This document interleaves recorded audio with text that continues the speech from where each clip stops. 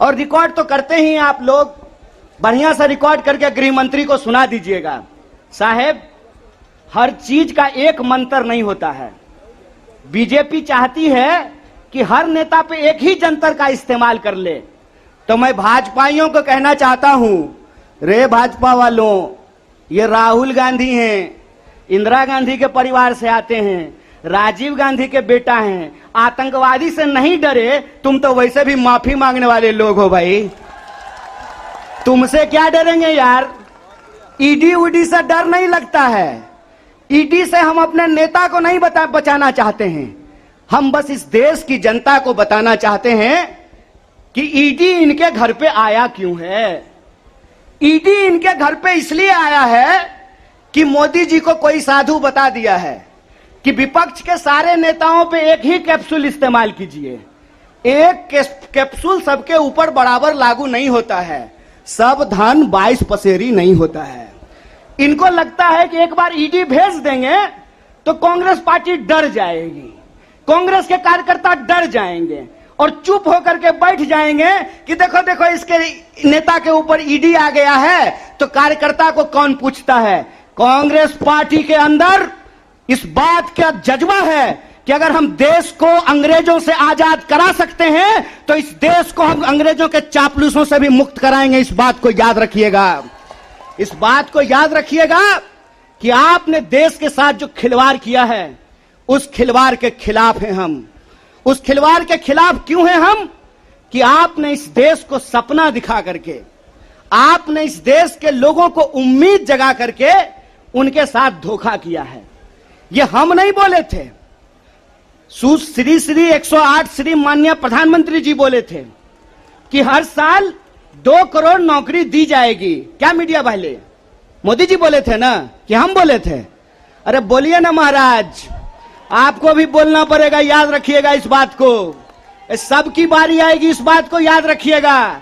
अरे हमारे लिए क्या है, जब तक जेल में चना रहेगा, आना जाना लगा रहेगा, हमको कोई दिक्कत नहीं है, लेकिन बारी सबकी आएगी, इस बात को याद रखिएगा।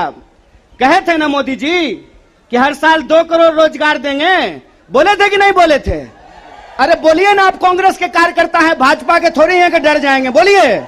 बोले थे ना, बोले थे ना कि महंगाई कम होगी, बोले थे ना खाते में 15 लाख रुपया आएगा, बोले थे ना अच्छा दिन आएगा। आया क्या? मोदी जी के स्टाइल में पूछूं क्या, आया क्या? अब नया जुमला आया है, अब नया जुमला आया है कि हम अग्निपथ लेकर के आए हैं। एक भाजपा का नेता ईमानदार है, कैलाश विजयवर्गीय को धन्यवाद देना चाहिए। कम से कम उसने इस देश के नौजवानों की शंका दूर कर दी। उन्होंने बता दिया भाजपा की नई योजना है तैयार, भाजपा ऑफिस में सभी नौजवान बनेंगे चौकीदार। यही योजना है ना। लेकिन मैं कहता हूं विजयवर्गीय जी, आपका बेटा बल्ला बहुत बढ़िया चलाता है, अफसर पे बैठ चला रहा था, उसको बीजेपी ऑफिस में क्यों नहीं सिक्योरिटी गार्ड बना देते हैं? मंत्री का बेटा बनेगा सेक्रेटरी, मंत्री का बेटा बनेगा बीसीसीआई का सेक्रेटरी, और किसान मजदूर का बेटा बनेगा भाजपा ऑफिस में सिक्योरिटी गार्ड। हाय रे हिपोक्रेसी, इसी को हिपोक्रेसी कहते हैं ना। और बेईमानी किसको कहते हैं? देश की जनता को लगा कि जब मोदी जी बोल रहे हैं तो सच ही बोलेंगे।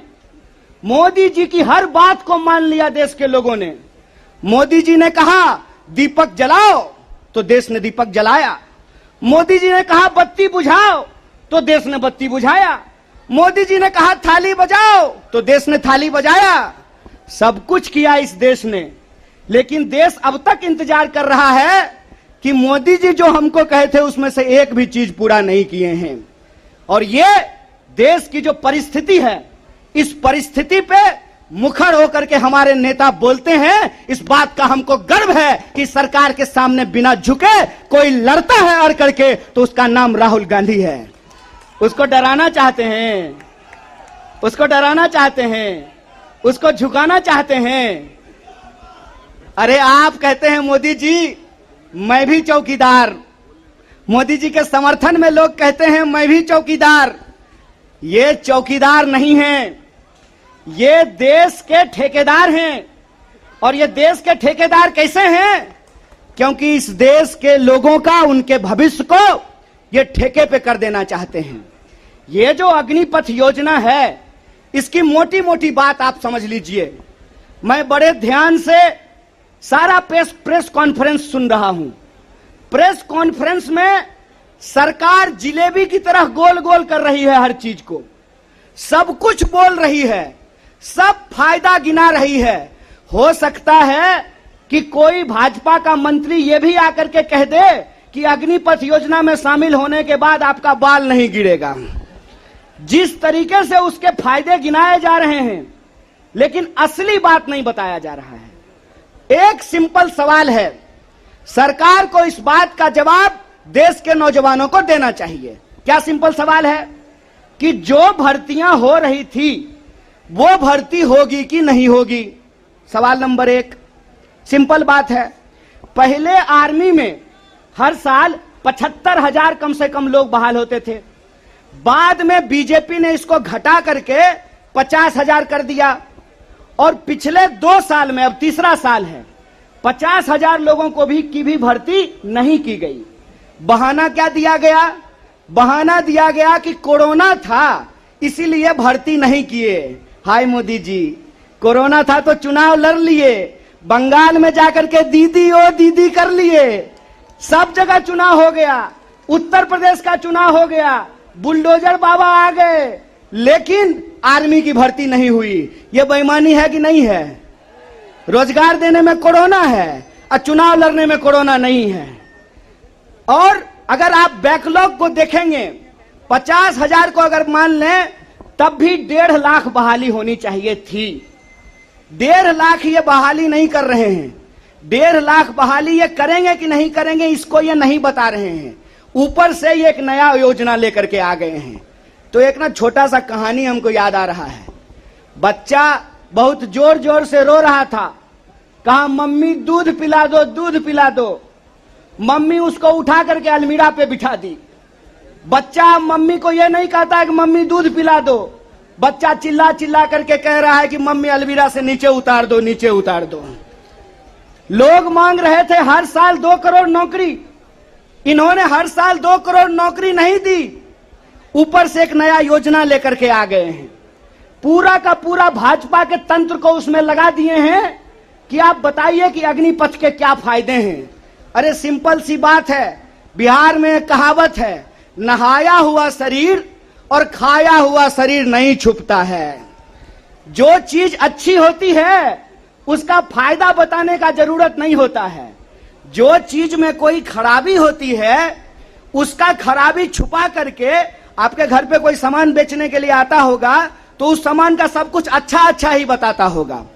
आप ट्रेन में जब जाते होंगे, बस में जाते होंगे, तो जब जूसर बेचने वाला आता है तो एक संतरा से आपको 1 गिलास जूस निकाल करके दिखाता है, और वही जूसर जब आप घर पे लेकर के जाइएगा तो आधा गिलास जूस भी आपको आपके घर में नहीं निकलेगा। ये जो बेचने की मानसिकता होती है, इस बेचने की मानसिकता के खिलाफ हैं। यह सत्याग्रह 2 लोगों के बीच में है। जावेद अख्तर ने लिखा है, इस एक हमारी एक और उनकी मुल्क में है आवाजें दो आवाज है। एक वो आवाज है जो इस देश को बेचना चाहता है, वो देश के सरकार में बैठे हुए हैं। एक वो आवाज है जो देश को बचाना चाहता है, वो सड़कों पे खड़ा है, वो जंतर मंतर पे बैठा हुआ है, वो सत्याग्रह कर रहा है। और ये सत्याग्रह हम इसलिए कर रहे हैं कि सरकार के झूठ को हम समझ रहे हैं। झूठ क्या है इनका? झूठ है कि ये लोग परमानेंट बहाली को बंद करने जा रहे हैं। परमानेंट बहालियां नहीं होगी। अगर ये परमानेंट बहाली करना चाहते हैं तो सिर्फ सेंट्रल गवर्नमेंट में 28 लाख पोस्ट खाली है। ये परमानेंट बहाली बंद करके ठेकाकरण के फायदे देश को समझा रहे हैं। जब भी देश में कोई ठेकाकरण किया जाता है तो सिर्फ उसका फायदा ही फायदा बताया जाता है। जब भी देश की कोई सार्वजनिक संपत्ति बेची जाती है तो उसका फायदा ही फायदा बताया जाता है। लेकिन इस बात को याद रखिएगा कि देश में अगर सारी सार्वजनिक संपत्तियों को बेच दिया गया तो देश का क्या होगा।